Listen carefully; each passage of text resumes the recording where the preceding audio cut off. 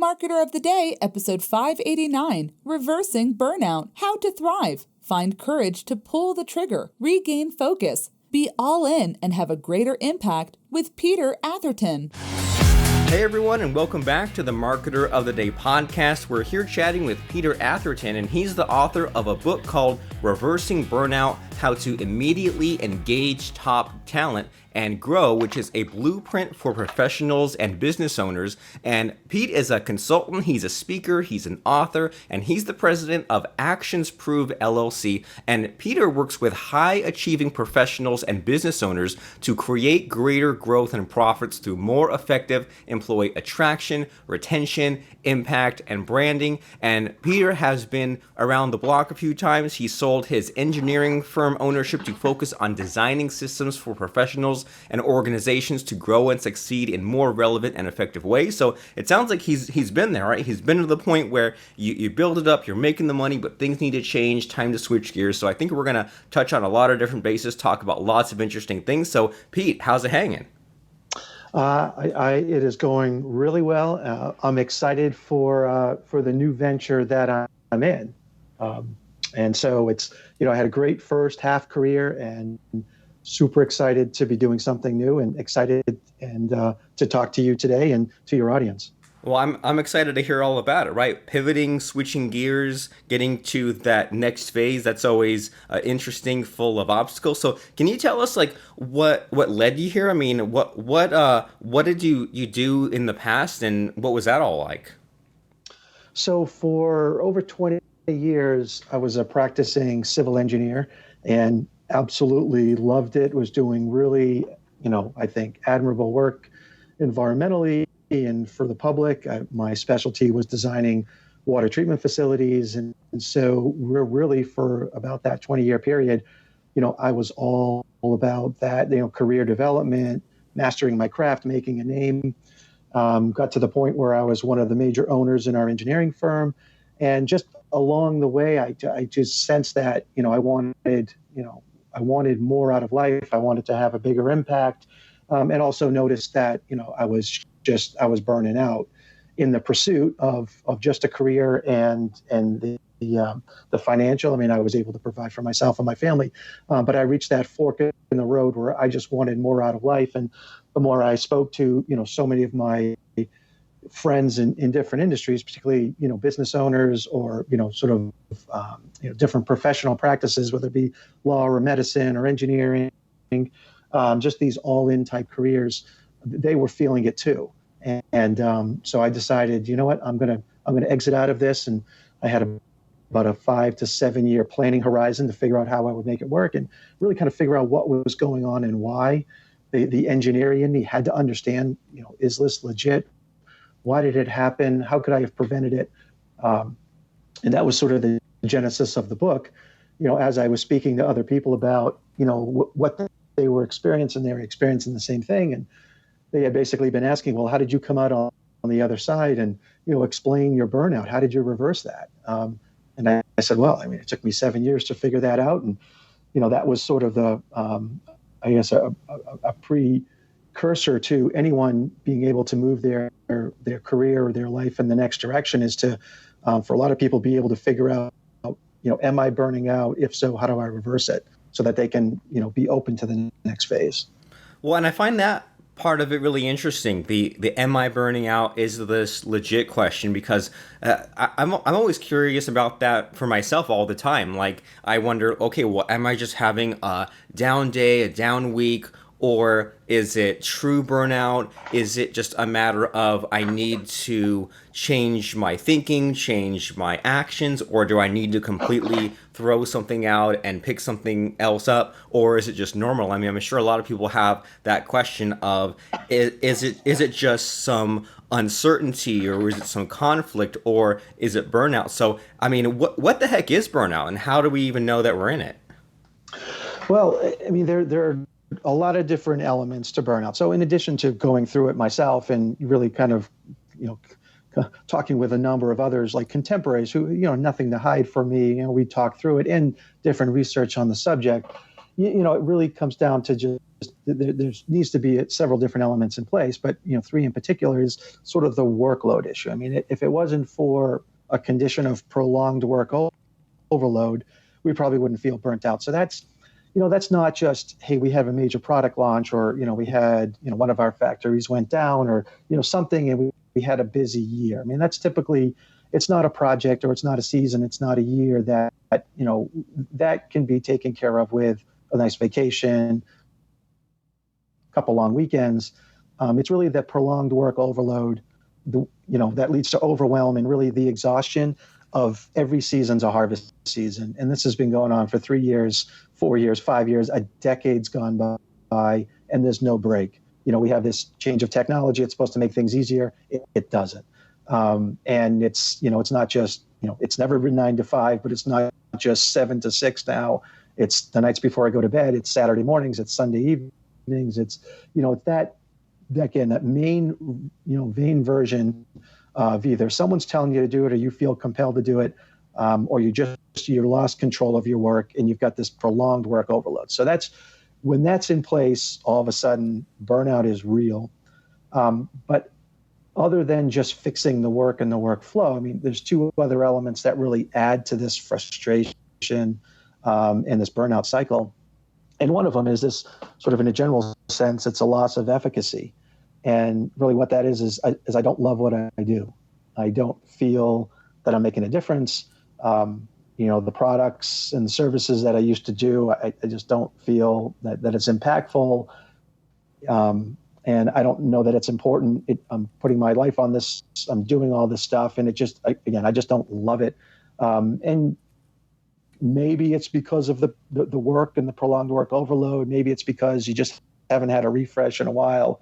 But you've just lost the vision of, why did I get into this in the first place? And that mission and the vision and the love is gone. And so you have the prolonged work overload, you have the feeling, the loss of efficacy, like it really doesn't matter, doesn't have an impact, coupled with a third factor, which is you're missing out on things in life. You're feeling like, I'm missing out on friends, I'm missing out on families, I don't have a hobby, I haven't read a book in 10 years. And that leads to that personal frustration that I'm spending so much time doing something I really don't love anymore, I don't see an impact for, and I'm missing out on things that are growing importance to me.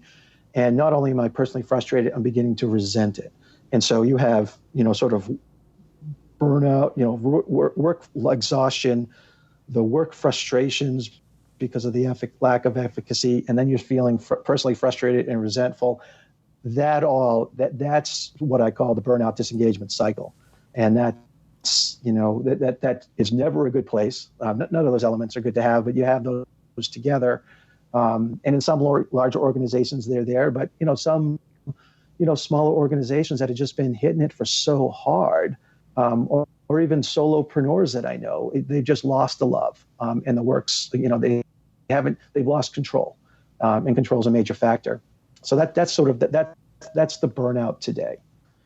Okay, great. And you breaking it down into those three pieces is super helpful, because I'm sure that you've come across the sort of thing. It's really easy to not get detailed in it, and it's easy to make it an all or nothing thing and just kind of say like, oh, I don't feel good, I feel burned out, and I have no idea why. And this is great, because now that you've kind of broken down the problem into more manageable steps, and it seems like that we can kind of look at it in smaller bite-sized pieces, and we can try different things to see if it moves the needle until we get to the point where we say, okay, well, now maybe something drastic has to change, right? Because it sounds like, so you say that the three kind of pieces here are that it might just be the prolonged work overload, and that just might be a matter of changing up your lifestyle a little bit, right? Take the vacation, take the break, recharge your batteries. Or then it might be something more long-term of, okay, well, I'm on the wrong track. I don't love what I do.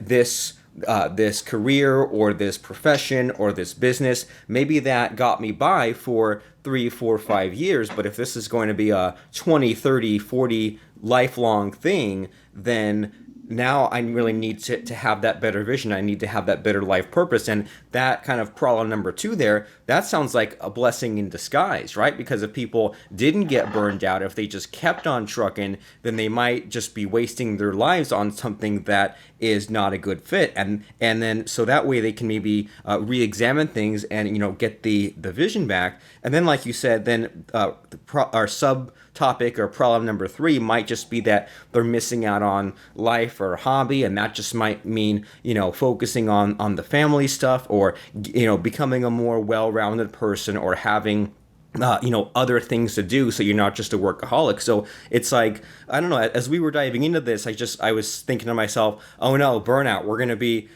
a couple of negative, pessimistic guys about this. But when the way that you broke that down there, it seems like it might be a good thing, right? People might be sort of like in denial or wishing they didn't feel that way, but it's like, it sounds like maybe if someone out there is burned out, they might have reached the end of their rope with their current thinking and their current actions. So it's time to make a change.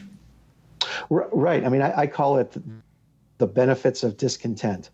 So, if the body is sending signals, if you feel, that if you take the time, right, and there's a big thing, that I advocate for is just creating some margin in your life. And it could be, start with a half an hour a day and just actually sit in a chair with a cup of coffee without your phone.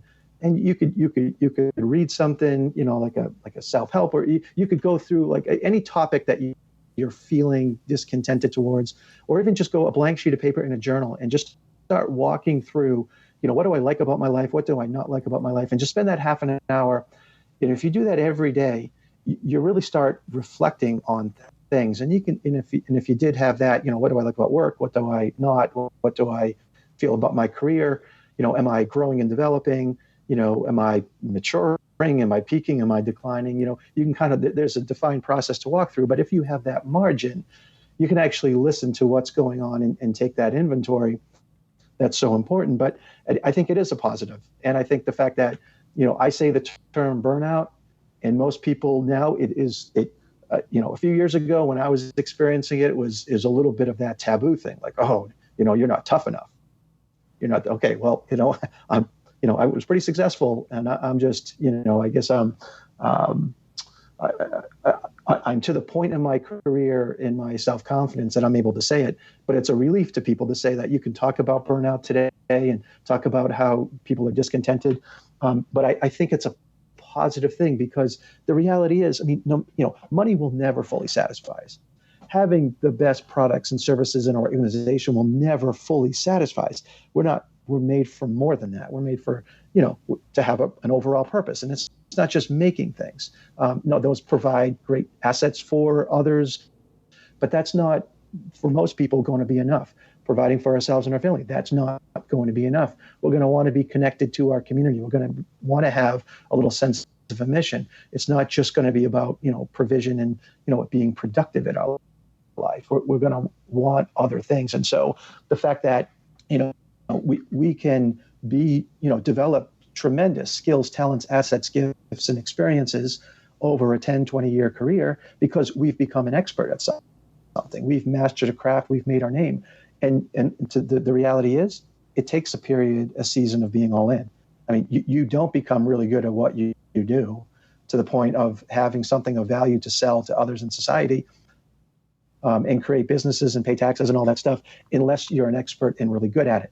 The question is, are you that all in the same context for 50 years, which if you start your career at 20 and you end it at 70, it's a 50-year career. So there's going to be seasons of change. When we figure that out,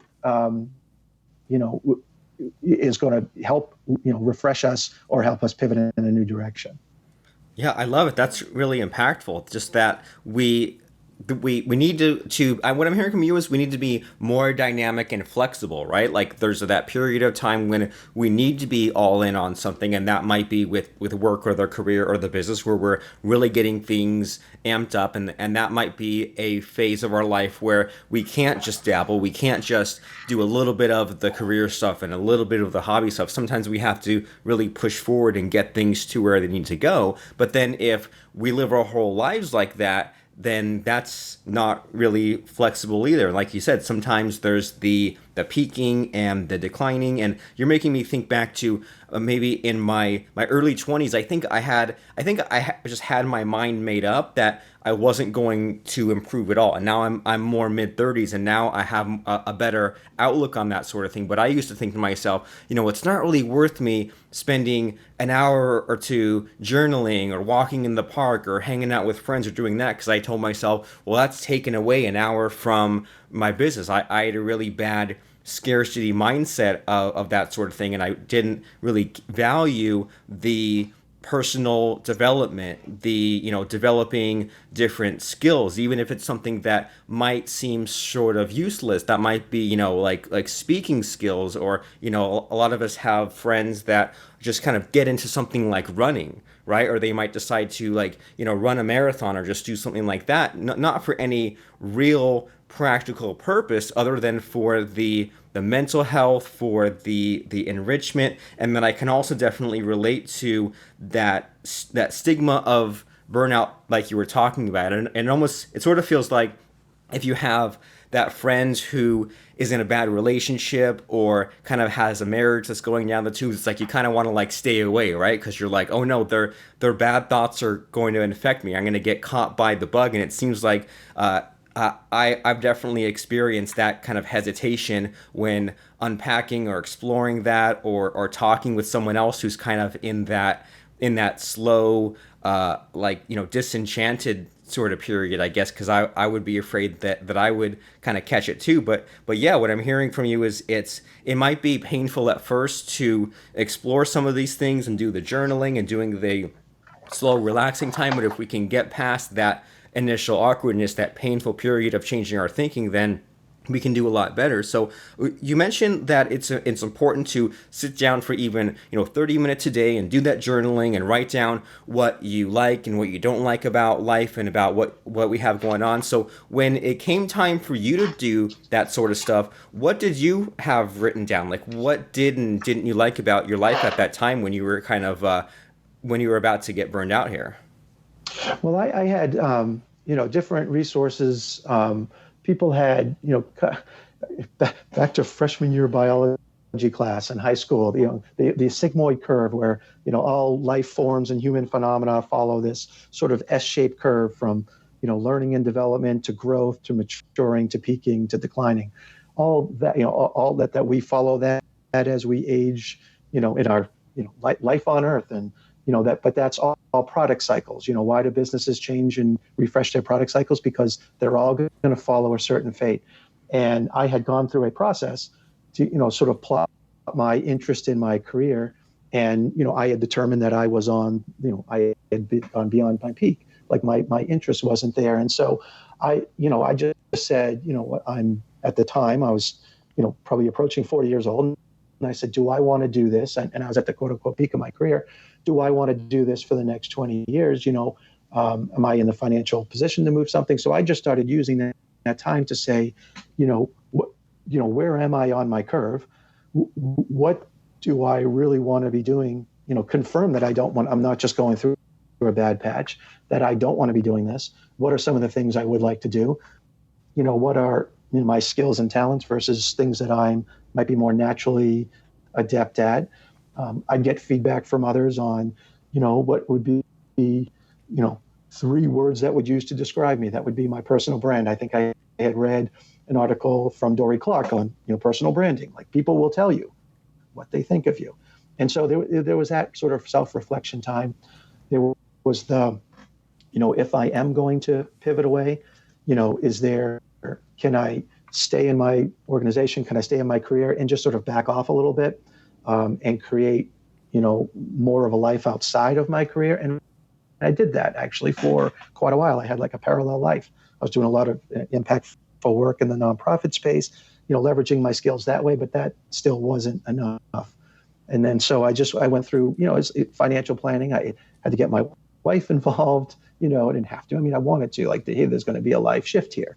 I don't want to be doing this 10 years from now. In fact, I don't want to do it 5 years from now, but I at that point, when I had obligations to my partners, we didn't have a 2-week, notice. I made a 2-year notice. but I gave them actually a 5-year notice that I wanted to do something different. So it was planning out. And part of me was just a little annoyed that I was going through this and saying, why is what I absolutely built my career around 10 or 15 years ago, something that just doesn't give me joy today? Why is that the case? And that's why I went through a process to say, well, what would have been different? So that's really how I used my time. And I did a lot of, different, it wasn't just self-reflection. It was reading different books. And, I got into podcasting, not podcasting myself, but listening to podcasts at the time, which was phenomenal. I actually got a little bit more healthier on the treadmill. And that's why I listen to most of my podcasts. So it's sort of a 2-for-1. And so that's kind of what I did with that time. And and it went from a half an hour to, it was almost an hour a morning. I just got up a little earlier, took care of that, and also extended into, I'm forcing myself to take lunch. And I'm actually using that time to maybe finish off the podcast that I listened to. Super cool. And you make it sound so simple, right? And it seems like it is really tempting for us to overcomplicate things and tell ourselves that we need to throw these 20 things in here and have this 50-step system and take all these tests to figure out what we want to do. And you just did a lot of really simple, doable things combined together. And it's sort of frustrating sometimes because it seems like we look for the magic solution, and then usually the solution is just the common sense thing, right? It's like be a little healthier, exercise a little bit instead of watching so much TV, always be curious and reading and podcasting. And then as far as this decision-making process that you were on, it sounds like you were just examining the possibilities, right? You were saying like, well, why was I more excited 5 years ago than now? And then you said, well, what if I do this? Or what if I did this alternative? And it was just like you kind of mapped this out on paper and just said, well,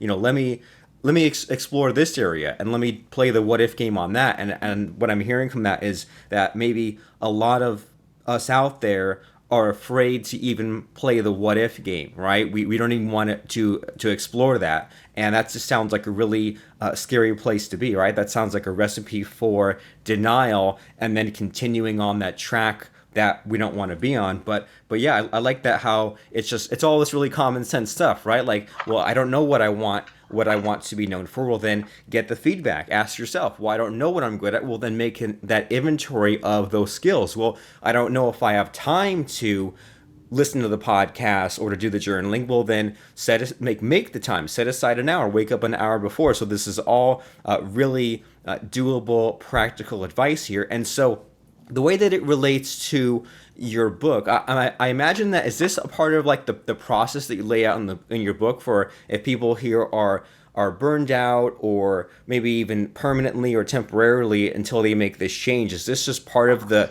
things that they need to explore and implement here?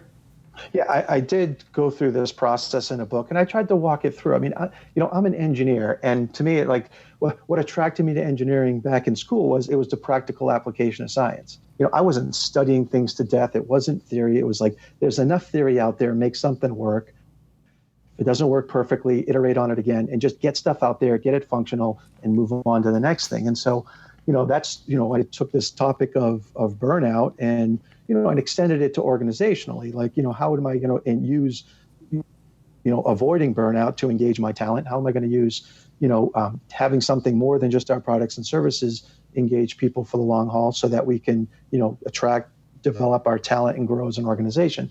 But I tried to break it down, particularly for, entrepreneurs and business owners and people who are in, senior levels of, in organizations, because the fact is our work is going to be consuming if we let it. And it's how are we going to control it and how are we going to integrate things in. And balance is a nice idea, but really it's about how you integrate everything you want to accomplish. And, like you had mentioned that, okay, there's a season I'm heavily investing in my career, but I've been able to manage my other aspects of life so that they understand that. And, I'll see you in March, not totally, but that this is going to be a season where I'm consciously investing in this.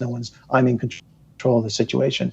So I just, the book actually breaks down into 3, categories, the realities of life and work today, what top employees are looking for today, and then, really how to thrive today, from an organizational perspective and, managing your business and having, this greater impact. And, as far as, and in that, I do have a process. And one of the last aspects of the process is having courage to pull the trigger.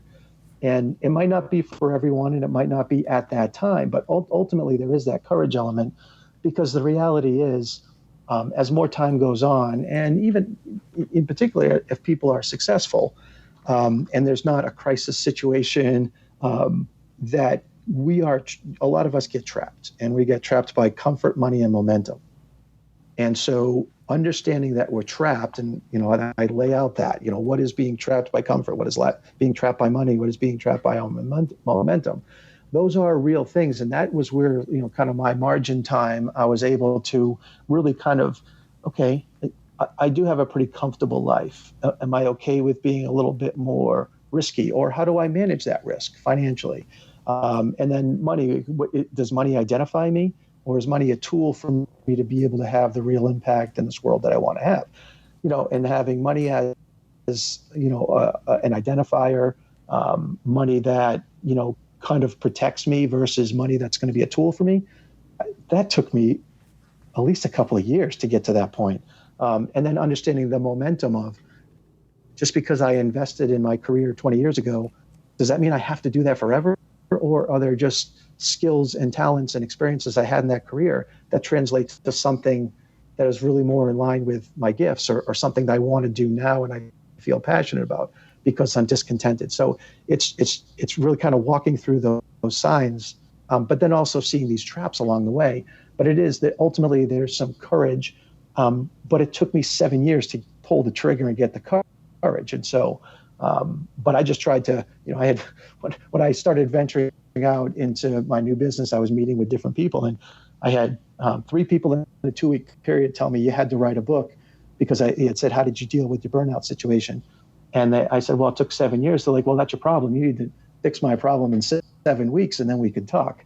And so you need to write a book. And that's what propelled me, saying, it doesn't have to take 7 years. Right. I mean, it took 7 years for you because you went about it the hard way. You went about it the trial and error way. You figured out all the ways that it didn't work for us. And then now you're the engineer. Now you give us the blueprint that you figured out through all your blood, sweat, and tears. That way we don't have to go through the same path you did, or even the same path a lot of people go through when they don't have that plan, when they just kind of let life happen to them, or when they allow themselves to get trapped by money, or they're just going about things day to day, which will get you by for a while, but definitely not forever. And I like that analogy, how you're an engineer, so you put things into practical terms, but then it's never 100% perfect, and you just get it as perfect as you can and iterate and improve it. And then just because if you spend too long being a perfectionist, then you're never going to have that courage to pull the trigger, right? And then as far as your thoughts there about comfort and balance, I mean, I hate balance too, right? I mean, a lot of people listening here are, entrepreneurs, or they're in that transition to become those entrepreneurs. And I mean, balance just sounds like it sucks, right? Balance sounds like you apply a little bit over here, a little bit over there. Sometimes I want to go all in, or want to go extreme on things. That way I can get the extreme results instead of the mediocre results. And so yeah, I think that this is a really important topic. A lot of people need help with this, and a lot of people need some kind of a guide for this, like you said, whether they are career-minded and advancing, or being an entrepreneur and needing to rediscover that focus, or make sure that they're living their best life, having the greatest impact, thriving, all those interesting things. So you said that it's important to have that courage to pull the trigger. So how the heck can people pull the trigger on getting this book and taking that first step in that journey to being better? I have, my book is on Amazon, and it's also available through my website, actionsprove.com. And so there is access to the book there onto Amazon. And there I've also do mostly a weekly blog. It's at least every 2 weeks, but a lot of times it's weekly, where I dive in deeper to some of these topics as it relates to sort of personal issues and sort of organizational issues as it relates if you have, people on your team too who you don't want to have burnout and want to have, sort of their loyalty. And also, I have some sort of fast start programs as it relates to having greater impact as a person and even kind of working through the burnout issues sort of with a coach. Fantastic. So actionsproof.com is the portal, the hub to finding all that great stuff, to finding that Amazon book, to finding the blog, to figuring out if you run an organization, how to get your employees and your partners from burning out so that way you keep that loyalty, and then those fast start programs so that way you can have a great business, live a great life, have that great impact. So actionsproof.com, that's actionsprove.com. So make sure you head over there and you sign up for Peter's list, you check out his blog, and most importantly, get that book and set aside that time, maybe a little bit every day or a little bit of time every week, or find the time at lunch to enrich yourself, to improve yourself. That way you won't keep this feeling of being stuck. I mean, sometimes we do get backed into a corner. Sometimes our best thinking gets us on the path that we're on, and maybe we need a new path, and it can't hurt to explore the other options. And heck, you might be reading this book and you might be relating to it a heck of a lot more than you thought, and getting some of these solutions that, like we've been saying, Peter discovered on his own. So now he can just hand them to you in a nice little bow and say, well, instead of you spending your whole life figuring this out, now you're figuring it out in a couple of weeks, and your life will never be the same, and you'll be a heck of a lot better for it, and you'll live a better life and have a greater impact in your business. So actionsproof.com is the place to go and get all that great stuff. And thanks so much, Peter, for stopping by and being personal with us and sharing this stuff and helping us get to some solutions. So I appreciate it. It was wonderful to be here. Check out the latest episodes of our podcast on the web at marketeroftheday.com. And subscribe to us on iTunes at marketeroftheday.com/iTunes, or search the phrase Robert Plank in your iTunes app to find us there.